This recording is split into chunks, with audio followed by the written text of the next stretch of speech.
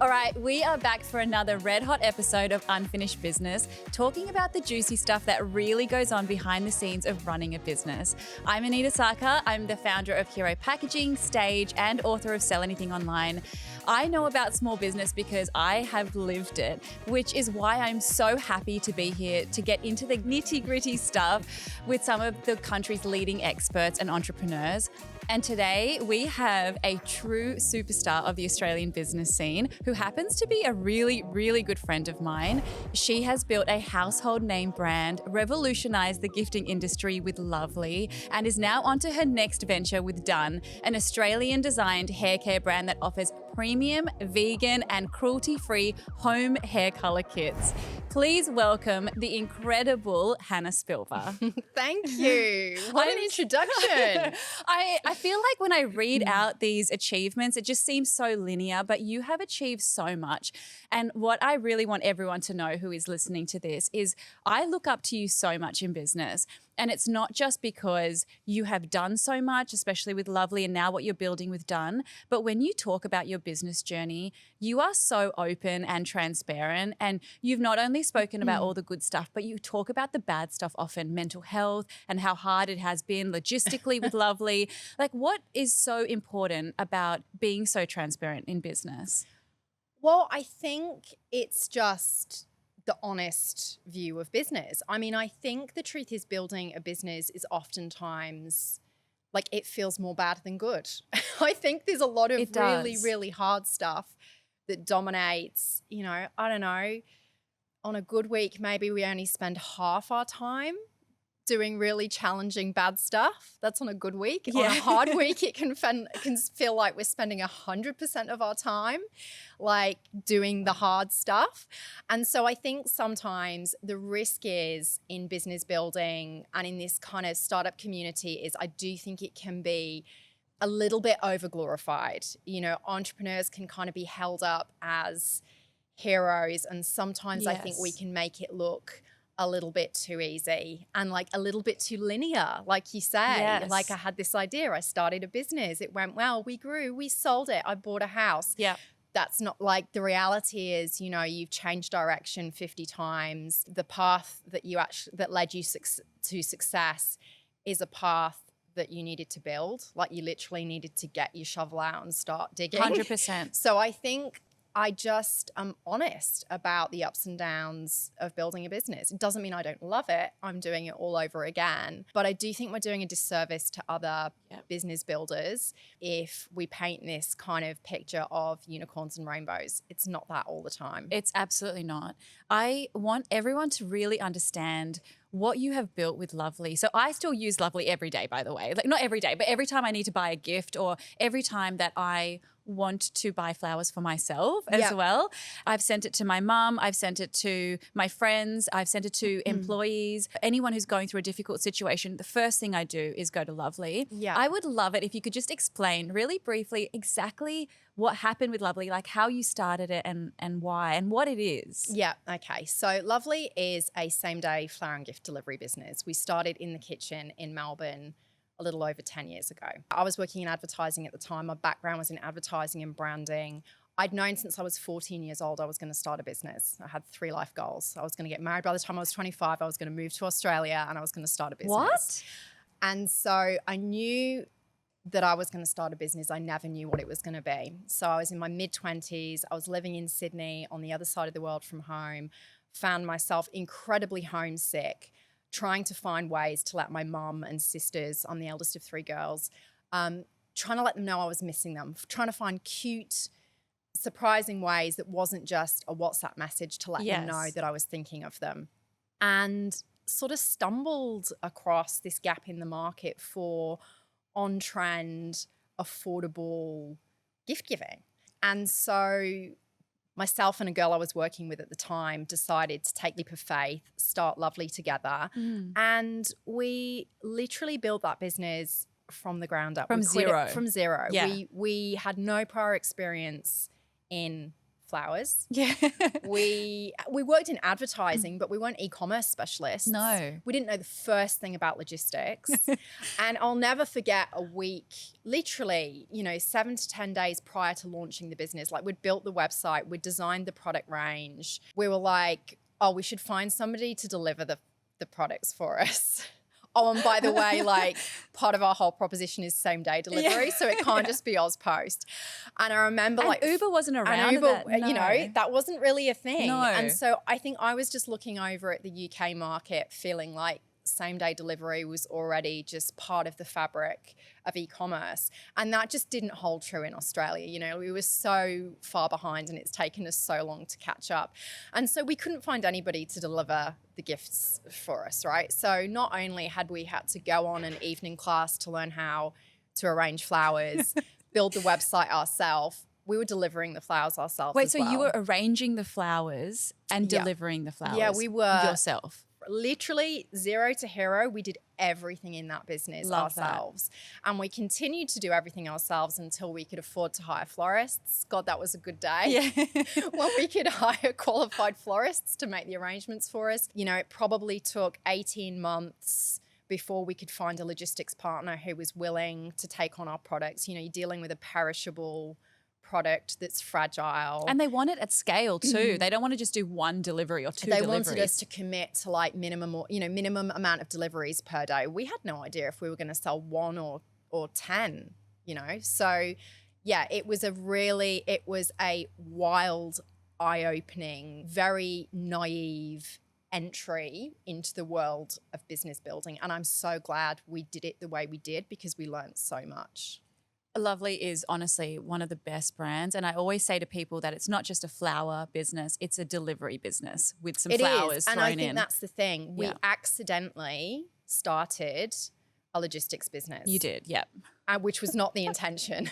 Our intention was it was very brand led from the get-go. It was like, this business is about connecting loved ones, making people's day, spreading happiness in the world. It was feel good. It was an emotional business. That's why we started. And then we were like, oh God, it's logistics. Yes. It's really hard. But I'm so proud. Like, we just have been through Mother's Day, and although I don't run the business anymore, Lovely sent out 10,000 Mother's Day deliveries. 10,000. I remember the Mother's Days at the start where doing 100 deliveries felt like we'd be wrecked for a month. It was like... Wait, but Mother's Day is on a Sunday.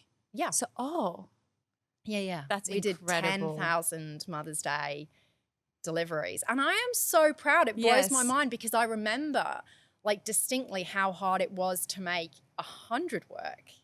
Yeah. And now we've scaled to that. I'm really proud. I'm proud of the team. Yes. I mean, you've done a great job. And you were talking about something before, and I do have some rapid fire questions that I want to ask you. But one of them is that you were talking about the emotional experience of the customer, and you kind of mastered taking a product and turning it into an emotional experience. I want to know how you tap into that emotional side. Do you bring that emotion into work? Is it do you tap into your emotional side? How do you know how to create an emotion from a brand?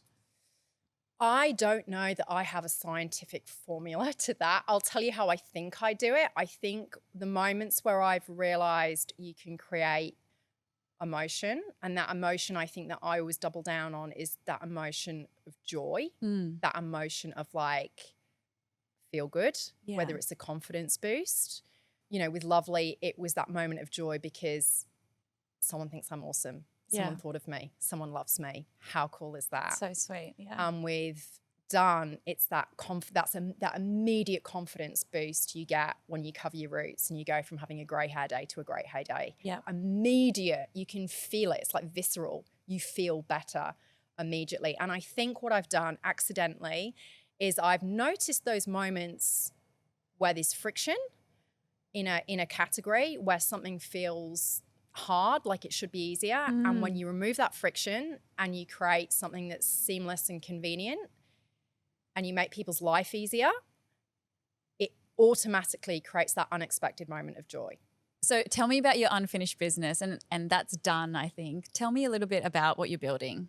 It is. So Done came about at the most inconvenient, the idea for Done came about at the most inconvenient time for me. So it was amidst the Melbourne lockdowns. So we're mid-COVID. Oh, it's a long time ago. We're talking like, I don't know, how long is that? 5 years? Yeah, 5 I think years so. ago. So we're mid-lockdown. Lovely is growing at the speed of light. We were like white knuckling it, holding on for dear life. Yeah. I was working harder than I've ever worked amidst lockdown. And so retail was closed, hospitality was closed, salons were closed. And there were a lot of things I was okay to give up during that time. Letting my grey regrowth grow out when salons were closed was not something I was not okay with that. So I had this deal going with my local salon, and I have these really fond memories of every sort of 3 to 4 weeks, she would drop these very circumspect looking little brown paper bags over my garden fence, and inside was the good stuff. The salon quality hair color, so that I could color my grey roots at home. And, you know, back then I was in I was like late 30s, right? And I think I'd started going grey somewhere around my late 20s, early 30s. I think the average age women and men start going grey is around 33, right? So it's younger than you think. Yes, it this is. Isn't an old person problem, I like to tell everybody. Yeah. So she was dropping these little brown paper bags with the good stuff over my fence. And I remember just having this light bulb moment the first time I applied it at home.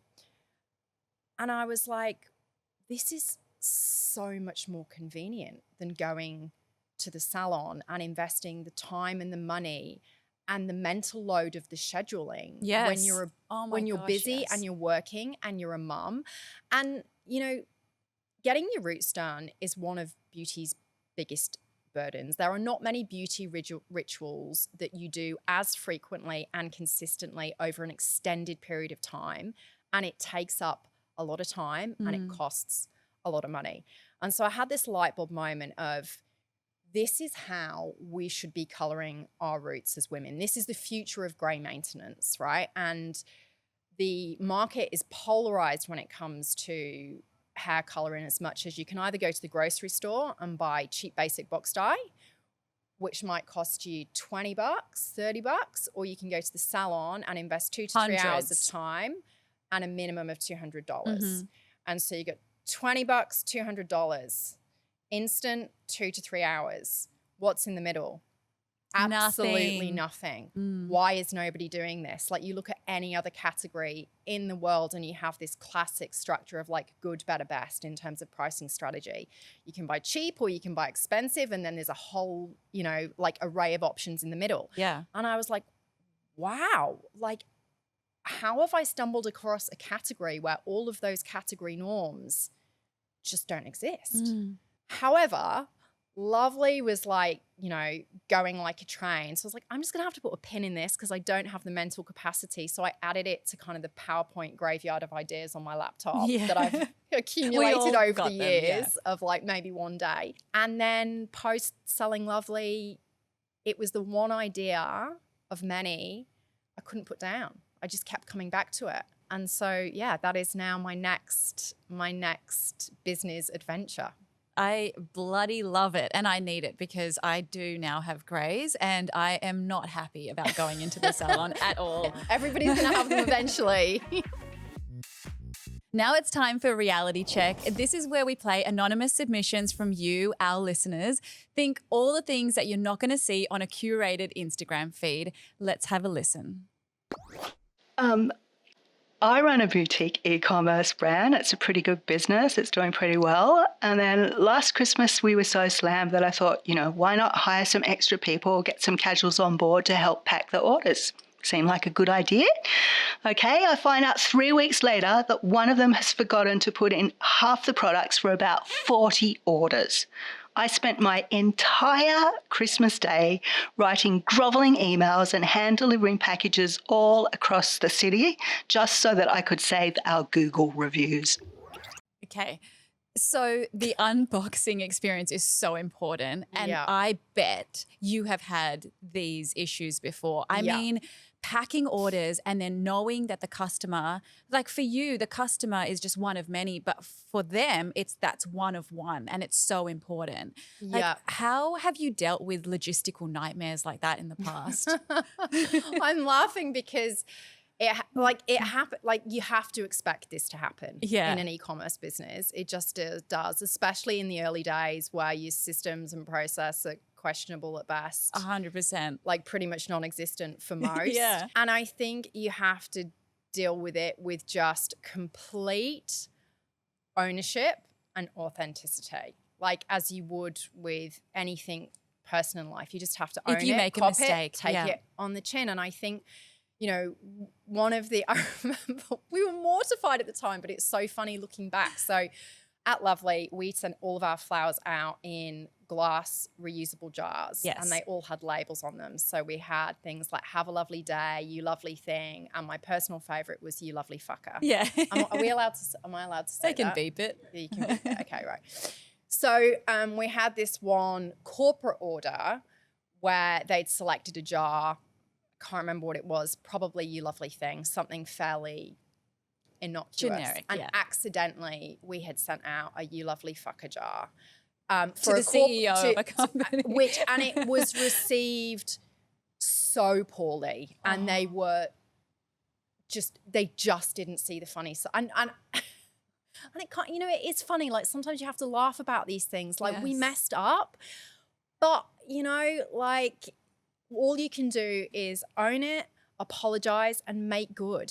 And so our approach to customer service was always like, we don't have a set of rules. It's not like we only issue a refund if X, Y, and Z happens. Our rule was do whatever you need to do to make that customer's day, because our whole purpose as a brand was make someone's day. So if we have to send them a new product plus refund them plus I have to personally deliver it, cool, let's do that. Because once you've acquired a customer, like it is so hard to acquire new customers. You have so got to expensive. absolutely bend over backwards to keep them. So do whatever it takes. And that's what she did. She and drove so around, delivered it. She did the right thing, right? Yeah. And it's painful. And these are the moments in business where we just have to suck it up, because actually that's our responsibility to the customer. I agree with you. And it's the little unscalable things that will keep that customer coming back 100%. over and over again.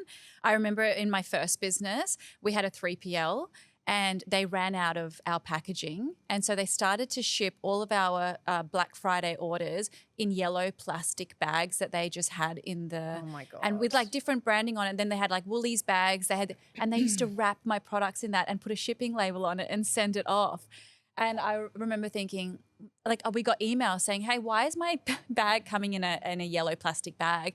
And I was like, how am I going to make this better? And it was exactly what you said. It was being really honest about it, saying that we had no idea. I'm going to send you something else. I'm going to send you the packaging only as well. Yeah. Just so you have that premium experience, and we're really sorry. But I think having transparent conversations with your customers and doing whatever it takes to make them happy in that moment, and knowing when you fuck up, that you can actually say sorry, admit it, and then fix it for them. I remember once we sent somebody a box of flowers with no flowers in it. It was just a box. It was a brown. We sent a customer. But how does that happen though? Such a good question. Like we were even asking ourselves, like, how does this happen? We're like, so you do have those moments, and these moments, like, they're not great for your customer, but you can turn these situations into some of your biggest customer advocates ever. Yes. Right? Like if you deal, funny. in the face of adversity, if you deal with these situations well, you can genuinely, and we did it Lovely, you can create like super advocates for your business, because I think people accept that we're all human and things go wrong, but it's how you deal with them. How you deal with it. And they're amazing leveling up moments as a business, because you learn so much when you start asking yourself and the team, how did we send out a brown box with no flowers in it? We're a flower business. Wait, what's the process here? What's the process, guys? Like, you know, if you're going to leave anything out, don't let it be the flowers.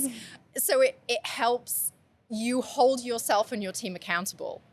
Okay, so one last question on this for you, which I personally want to know, because as we scale up, I find that I'm hiring a lot of casuals and a lot of outsiders almost to come in and do the packing of orders. What is your one golden rule when it comes to having these people come into the process when you have a system in place? What would you say is your rule to make sure that they're doing things in the right way? I think you always start off with why they're there.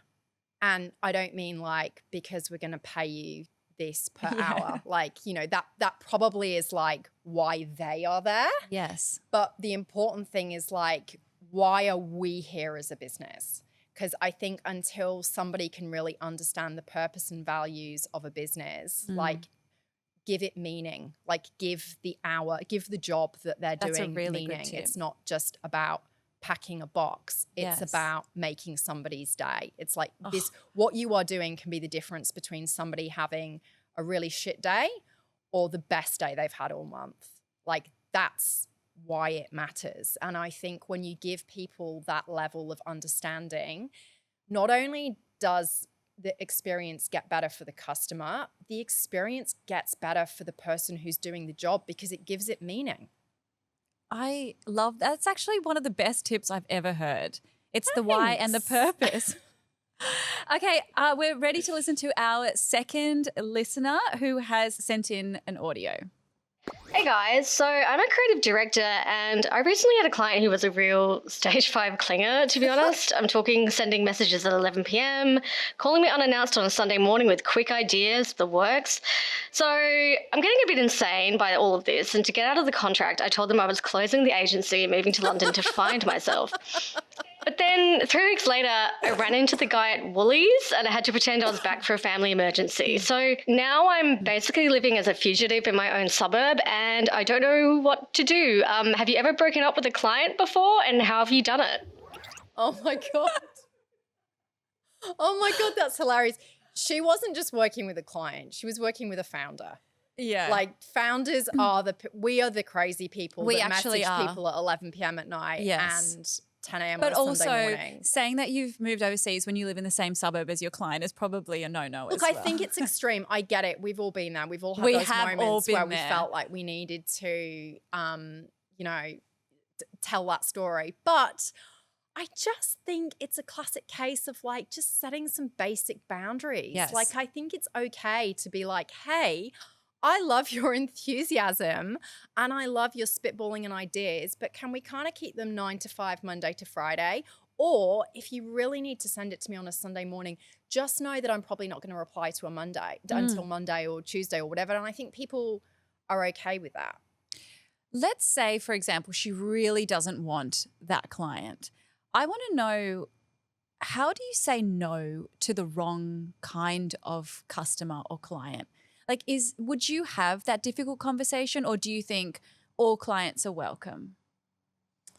No, I don't think all clients are welcome. And I think, you know, there's a couple of ways that you tackle it. The first is knowing what kind of clients or customers you want in the first place. So the easiest way to avoid this situation is to not take the work on in the first place. Yes. So like, are you asking the right questions before you engage that client and take on the work? Like, what's your filtering process here for the type of business you want to work with, the type of project you want to work on, and the type of person you want to work with? I think that's the first thing is like, do I even want to work with this person in the first place? That's the easier way to deal with it. It's always harder once you're engaged in a body of work with somebody, right? It's so hard. Because you're breaking up with somebody. You are, but I do think that if you are in that situation and you need to break up with a client or break up with anybody, I think having difficult conversations is one of the best skills you could ever learn in business, whether that's a customer or if it's an employee or if it's, you know, a coworker or, you know, a partner. I just think that being able to say, I can't do this anymore or this isn't working for me anymore. And it's so uncomfortable and so awkward. But as I've been in business and as I go on in business, I've realized that hard conversations really honestly become make your life and their life so much easier. And you just need to be comfortable with having those really uncomfortable situations. And that's what makes you a really good leader as well, is like knowing when to say no, as opposed to maybe lying about it and saying you've moved countries, only because it makes your life so hard and you've got to keep up the lie. Yeah. We're already dealing with so much as founders. To keep up with lies or to pretend like something's happened, it's really hard for us to remember. It's a waste of energy. It is. And It's your mind is, it's always going to be on your mind. You may as well just say, this isn't working for me, and I absolutely love your business, or I love you as a client, but at this point it's not working for me, and so we can't continue on, but I'm going to refer you to other people that can help you. Agree. And I think the thing is that should be reassuring for people in this situation is that it happens all the time. Yes. Like, you know, in business, like relationships change, people break up with each other. They do. It's happened. I've been broken up with, and I have done the breaking up very recently in 2 different circumstances with Done. I had to end a relationship because it just wasn't working, and somebody ended a relationship with me. It was, you know, like you never want to be on the receiving end of it. But you also don't want to be on the giving side. But like it's really hard. It happens. It is life. Move on. You're trying to build a business. Like don't sweat the small stuff. Exactly. Don't sweat the small stuff, and don't take it so personally. It is business at the end of the day. Okay, now it's time for the Growth Hotline, and this is where a founder joins us live on the podcast to share and workshop a real challenge. And today we are joined by Betha Giorgi, founder of Little Bay Beauty. Betha, welcome to the podcast. Thank you for having me. I'm so excited because I know I've read about your business, and I think, Hannah, you've done a little bit of research into the business as well. I would love to know from your mouth what exactly you do, what problem you're solving, and also who you are. Yeah, sure. So I'm Betha. I actually came from a corporate background, and formulation of skincare was like my passion, my hobby. The trigger was when I was pregnant. I couldn't find a natural balm that didn't have odd ingredients in it, or I didn't know what it meant to put on my tummy, especially when my son was growing. So I made it myself. And then when he arrived, I struggled with mental stimulation. So I studied because I'd never taken a break, never in my corporate career. And that's where Little Bay was born from. And it was from that need to have simple formulas that are easily accessible, that are kind to your skin, but then also the people around you, they're not going to impact them. So the focus and ethos is that it's nothing synthetic. It's just direct from nature. The products are vegan, and they do multiple issues. So I was trying to solve the problem of, like, in my corporate career, traveling, I wanted my skincare that I could just drop in my case and take. And then as a mum, you just want something that you're going to use and that it's quick and easy, but it then has those results. So I started small and took it, like I did it in my hobby, like did markets, got that real-time feedback from people, like how I was feeling, the scents they wanted, expanded the range from that. And then, grew Little Bay. That's amazing. Thanks. So who would you say is your absolute ideal customer? Yeah, it varies. So, and it wasn't who I thought it was going to be. I thought it was going to be the corporate people, like similar to myself, young mums. I'm not so young, but anyway, but it's actually women approaching 50 to the 70s. So with a disposable income, semi-retired, they love all the natural side of things. They're my actual key customers, and men buy my range as well. Oh, interesting. Non-gender specific, and I've done that deliberately with my marketing and the labels and things. Clever. But and they even buy like lavender and frankincense body butters. Like, I've been so surprised at what men will actually buy. And are the men buying it, or are their partners buying it for them, or how do they come to buy your stuff? They buy it themselves for them. Do they? And it's been really interesting. And I think because I had like that kind of neutral packaging, they've gone up and tried it and bought it for themselves. So I do have a beard oil which they'll buy, but literally the body oil, they'll buy that for themselves.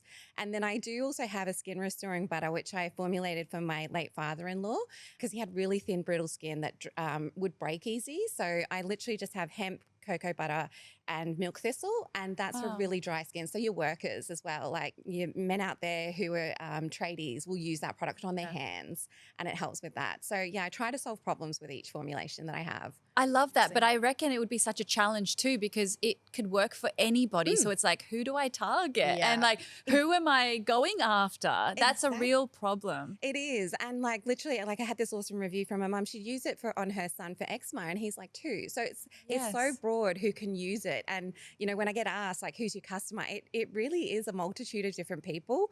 But that bracket that I said are the key ones that do buy. But Okay, I want to get into the challenge that you're facing, and we don't know what that is yet, but I'm really excited to kind of help you through it. So why don't you tell us, what is it? Yeah, sure. So, like, as I said, I did that in person with the markets, and now we've had it pop up and we've just moved into our first store. So, that community of buying locally is going really well, and online has been the challenge for me. So, it's like, how do I get that? Like, how do I get that online presence? Because it's really hard to get people to come to buying a new skincare product to get that look and feel. And then that's my challenge, is getting it out there more online. Oh, okay. Well, I think we can try and help you. I guess my first question before we can give you any kind of advice is, what are you currently doing to make it work online? Yeah, so at the moment I have just involved a marketing agency and we've just launched some Meta ads. So that's what I have done, and we're doing some creatives and we're doing some later today too, actually. Okay, great. So, yeah, so it's that side of things that we are doing. Okay, so ads so far. Yeah. Okay.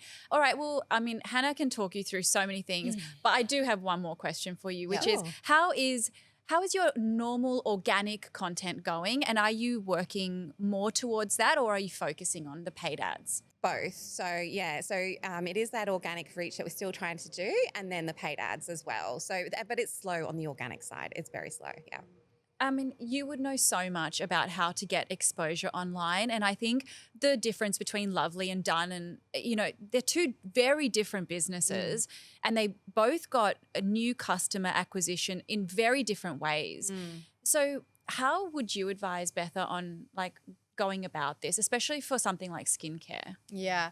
So I think we're going through similar challenges in building a hair color business to probably what you're kind of the immediate challenge you're facing. Yeah. I think the first thing is, one of the ways that you can start to build a sense of community with your online audience is by bringing real people, real customers, real stories into your content creation. So to really help build that trust and validation piece. So you're building a sense of community by taking the community you already have offline and extending their stories in an online capacity. So how do you take, and it might be a small community you have, right? Because every business starts small, but usually your founding community are like your fiercest advocates and ambassadors. So how do you take them and nurture them and bring them into your content strategy to try and help tell your story? And so when you're boosting that content, particularly via Meta, being able to take those ambassadors you already have and use them to help tell your story on your behalf is obviously really, really compelling. Yeah. So I think that's the first way, is like, how do you amplify the community you already have? There's the thing that we did very early on with Lovely, which helped with online engagement in the social space enormously, was collaborations. So how we built a sense of community by building relationships with other brands online. And typically they were brands who were ahead of us in terms of they'd already built a slightly bigger audience. They already had great engagement. And we found those brands who shared similar values, similar purpose. So it has to make sense, I think, because if it lacks authenticity, it's never going to work. Yeah. But I think you can also start building that sense of community, not just with your customers, but with other brands and business owners and products that you can collaborate with. But Hannah, I have a question for you about that. Yep. If she's going to collaborate with a brand that's perhaps a little bit further along, what value can she bring to the table? Because if they've got more followers, or they've got if they're just a bit bigger, what can she bring to the table, and how can she approach them so that they would want to do a collaboration with her? Well, I think it helps bring meaning. It also helps bring fresh content and fresh engagement to their page, because what brand owner, what business owner do you know who isn't banging their head against a wall trying to keep up with content creation and find new ways to engage their audience, right? Yes. So it's not always about partnering with people who have the same followers or more followers, or it's not just about, it's not kind of like a smash and grab for everybody getting new followers. It's actually helping build each other up in terms of engagement. Yeah. Like you can partner with a brand who has less followers than you, but they could help bring an immense amount of new content and engagement to your page. Yeah. Like, it doesn't always have to be numbers of followers. And like, let's face it, a brand can have 100,000 followers and 0% of them be engaged. And this is a real challenge, particularly now working with influencers. And it's something I feel really conflicted about, is because a lot of the time you're trying to matchmake based on who has a similar number of followers, right? Or you're looking at influencers in terms of they have 500,000 followers and they will charge you based on that 500,000 followers. You don't get much from it. But No, what if their community is not engaged? Complete waste of time. Yeah. So I think we need to start thinking about, how do we tell engaging stories to our communities? How do we create content that matters? And there's a like-minded benefit in that for brands, that it goes way beyond numbers of followers. I really like agree. that one, because it's true. It's bringing fresh content for them as well, right? And you just get siloed thinking this is my problem, but we share the same ones like across the board. So no, thank you for that. That was really helpful. I have an idea for you that's a little bit different, which is really tapping into those micro communities, because when I asked you who your target customer was, you said there's so many, right? And it's actually quite broad and quite general. And then it becomes really hard to target ads. It's really hard to do content, because you're like, who am I actually talking to? Something that I did with Hero that has worked really well for me, because when someone asks me who's my target market, I'm like, all businesses. But actually it's not. There's like so many different categories of businesses that need me, and there's also PR agencies, and there's also all these things. So who do I create content for? So what I decided to do was really map out my micro communities. And for you, you've got like a really unusual one of men who weren't supposed to buy your product, but it actually works for them. And I think it's a really interesting strategy, because if you do funny content as well, like, it doesn't have to be so beautiful. It doesn't have to be aesthetic. There's too many skincare brands that are so aesthetic and beautiful, right? But I mean, if you really tap into the men and you play into that funny side of it, not only will you have great content that has the potential to go viral, but you also have content that you could put paid money, like spend behind, and actually do really well in ad strategy and targeting men as well, which is, it's going to be very uncommon, because a lot of skincare brands target, you know, females who are 50 years old. So I think really trying to understand who your micro communities are and creating content specifically for them. Because what I found is, if you create general content, it kind of applies to everyone, it kind of applies to no one. And so the engagement isn't so high. But if you go micro communities, everyone that it doesn't apply to, they'll just scroll on past. But the people that it does apply to will be heavily engaged in that. And that actually really works well with organic content. And then you just put money behind it as well. But I think if you can really in your head go, okay, these are my 5 micro communities and I'm going to go hard on those. Like, I'm not going to go general. I'm going to go really specific to the problems and the funny things that they go through every day, the fact that some men steal your skincare from their partners, you know, people coming into the store, maybe a Q&A, but it's really specific for that micro community. I think that would be really helpful as well. Yeah, no, I love that. That's a great idea. You know, the other thing which I think never fails, and I think we should all do as businesses in that early phase, is gifting. Just be generous. Be generous with product. And I think the trick, though, is to be generous with kind of unexpected people. So I think, you know, 10 years ago when we were starting Lovely, you could send an influencer a gift and they would share content about it, right? Like, now if you're a small business, like, influencers don't get out of bed for less than 20 grand for a post most of the time. Like, it's wild. It is. But if you can just go, I'm just going to pick 100 people who aren't influencers, not even micro influencers, mums at school, dads at school, gift, like a simple act of generosity, I think goes so far. And there is nothing like building advocates. There's nothing better at building advocates than physically putting product in people's hands and them going, wow, not only was that unexpected that you gave me that, but I've tried it and I love it. And that's one thing I have done is given some little facial oil 10 mils to some events that are coming up as well. So I'll look at more of that, because it's good to hear that as well. I think so. I think gifting's your currency, right? Like, a lot of small businesses don't have a heap of cash sat around for a marketing budget, but a lot of the time what small businesses do have a heap of is product. And I think, like, rather than leaving that product as unused inventory gathering dust on the shelf, like, use the product. There is nothing better to sell your business than people using the product, loving the product, coming back and buying the product. So use that as your marketing currency. Thank you. And don't underestimate the power of like a school community. For example, I was actually talking to another business owner and I said to him, your skin's looking really good. And he goes, it's this brand. And it's a school mum that sells it. And now the entire school, all the parents are using this particular skincare brand. But don't underestimate it because we talk about influencers, but what about people of actual influence, which is the local community? Yeah. I think that you've got such a great head start on that because you've got a store as well now. So it's actually amazing. And I think we've just tried the products too. It's amazing. It's amazing. Smells beautiful. And everyone I think needs to try it. Thank you.